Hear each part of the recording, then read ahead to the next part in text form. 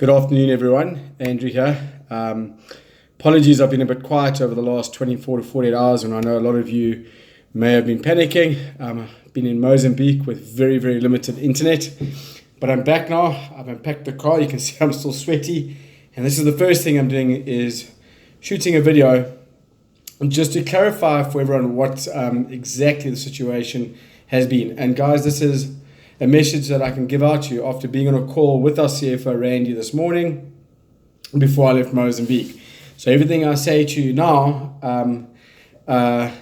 is as factual as I can have it, without knowing 100% of what everything the company is doing.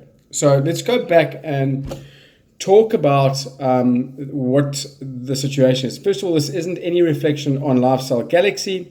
Lifestyle Galaxy as a company is debt-free, privately funded.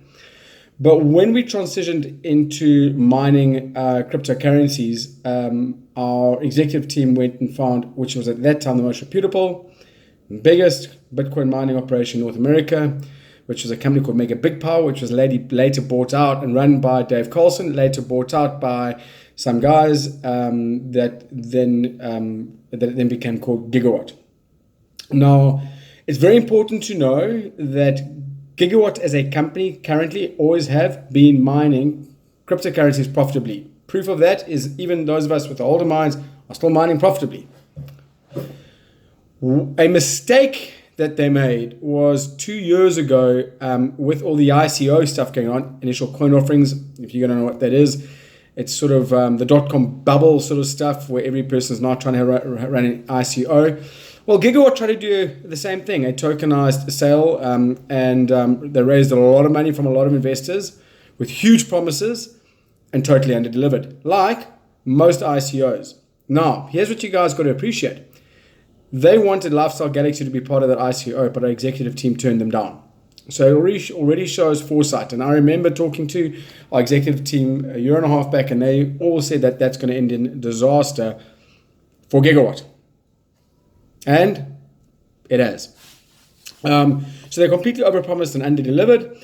Their investors came after them. If you look at the news from last year, if you go into a lot of the online news, Gigawatt were being sued by these investors for not delivering on their promise on the ICO. Totally different from what they were doing, the service they were providing to us, which was looking after our equipment and managing our equipment to mine profitably. Totally different. Now, those creditors came after them for a lot of money. And I don't know the exact amount, but no, it's millions. And they can't pay them. And those creditors want them to go into liquidation. Okay, so what Gigawatt did at the end of last year is they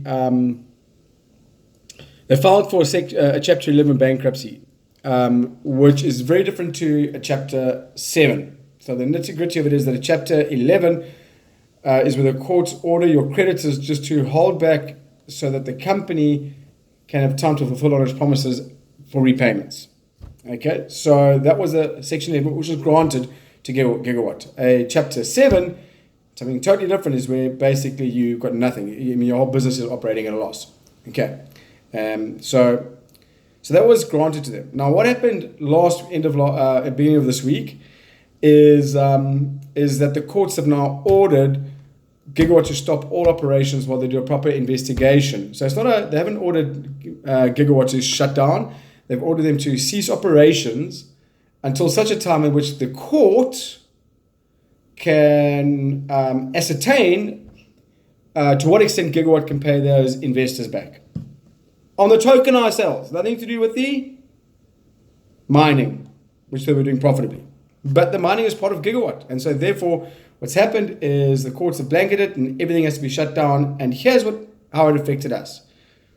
Gigawatt, we have our own equipment in one of Gigawatt's warehouses. Our initial Bitcoin mining contracts are all there. And then we've got a whole lot of stuff, and that's our equipment in a warehouse which they own. We then have our own equipment in our own EcoPod, but on the same ground that Gigawatt lease. So we own the EcoPod.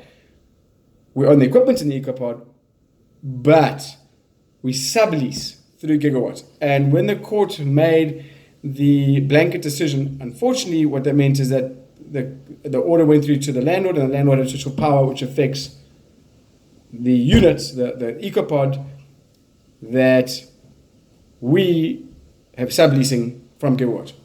So what are the solutions? Number one, to get the stuff out of the main warehouse. Randy and them are already busy with that, and that's going to be put into one of our own facilities, which, as you know, a whole bunch of you guys, we're at our own mine, 2 of our warehouses, and I think there are 4 or 5 of them, which we own.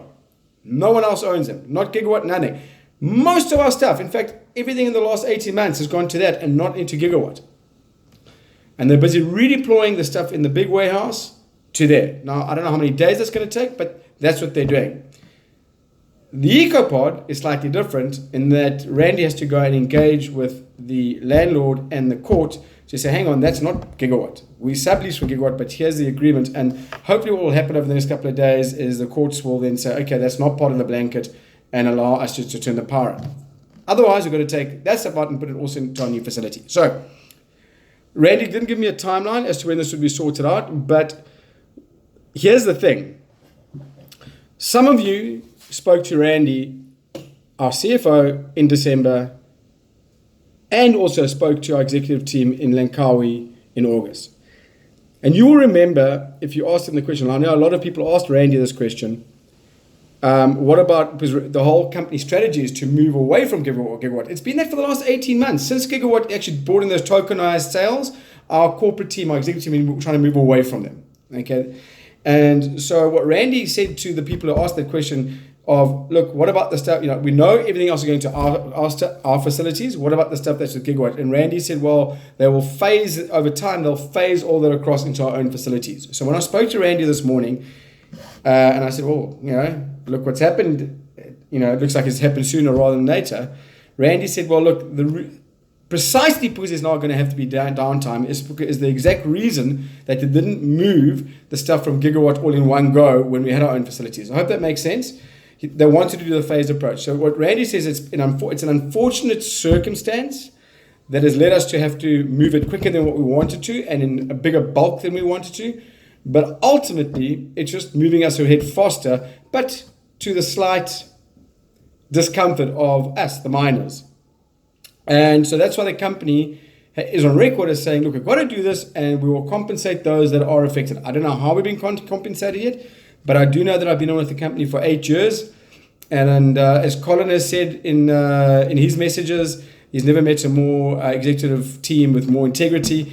The last 8 years have shown me that they are men of huge integrity, and I'm sure those of us, and me included, will be compensated. Okay, now here's what I also want to say to you. To me, this is more proof that we are a real company that is affected by real things that happen, real challenges that happen. And the mark of a person is not how they're doing when things are going fine. It's how they do in times where there are slight challenges. And I want to commend some of the leaders who've stood up and not panicked, knowing that there's no reason to panic. And I want to thank you guys.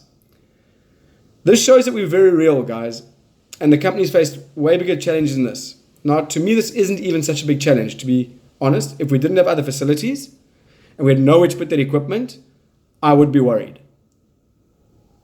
But we have got other facilities, and we're already in the process of moving that equipment there, according to Randy, who I was on a call with this morning.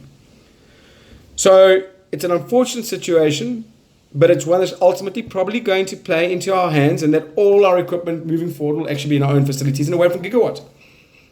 And Gigawatt has made some bad decisions with the tokenized sales 2 years ago, and that's what's caused all the trouble.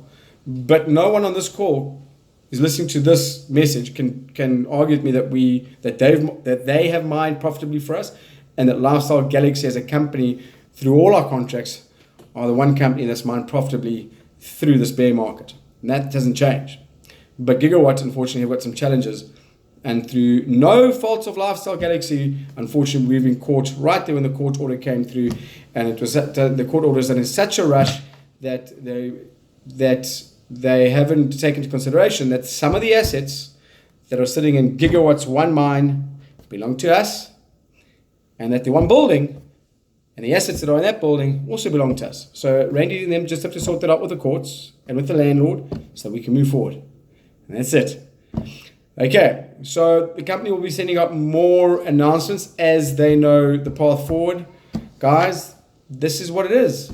But it's nothing to, in my opinion, to be overly concerned about. So I hope this sets a lot of minds at ease. I'm excited. I still think we're going to have one of the biggest years we've had. 2019 is going to be a huge year. And this is what I'm hoping. For those of you who did doubt the company now again in the last 48 hours, when, not if, when the company comes through and is true to its word, that you guys just sit up and take notice again and maybe start having some more faith. But so I don't want to turn this message into a negative, but the company's done nothing to make you doubt them, guys. Nothing. They've always acted in good faith. So this will be another one of those cases. And for the doubters, I can't wait to prove you wrong again. Can't wait. Right. Okay, guys. Hope this sets some of your minds at ease. And let's move forward. Training next week, Saturday, the 26th, Joburg, Durban, Harare, and Cape Town. Get your tickets.